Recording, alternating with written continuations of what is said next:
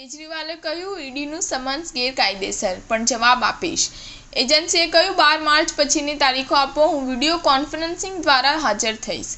દિલ્હીના સીએમ અરવિંદ કેજરીવાલે સોમવારે દારૂ નીતિ કૌભાંડ કેસમાં ઈડીના વારંવાર સમન્સ મોકલવા મામલે જવાબ આપ્યો હતો. તેમણે કહ્યું કે ઈડીના સમન્સ ગેરકાયદેસર છે, પરંતુ તેઓ હજુ પણ જવાબ આપવા માટે તૈયાર છે. કેજરીવાલે એજન્સીને કહ્યું કે મને 12 માર્ચ પછીની તારીખ આપો, તે પછી હું વિડીયો કોન્ફરન્સિંગ દ્વારા હાજર થઈ જઈશ. ઈડીએ અત્યાર સુધીમાં કેજરીવાલને દારૂ કૌભાંડમાં કેસમાં પૂછપરછ માટે 8 સમન્સ મોકલ્યા છે. જોકે કેજરીવાલ એક વખત પણ એજન્સી સમક્ષ હાજર થયા નથી. તેમને છેલ્લું સમન્સ 27 ફેબ્રુઆરીએ મોકલવામાં આવ્યું હતું. એજન્સીએ તેમને 4 માર્ચે હાજર થવા જણાવ્યું હતું. અગાઉ 26 ફેબ્રુઆરી, 22 ફેબ્રુઆરી, 2 ફેબ્રુઆરી, 17 જાન્યુઆરી, 3 જાન્યુઆરી, 21 ડિસેમ્બર અને 2 નવેમ્બરે સમન્સ મોકલવામાં આવ્યા હતા.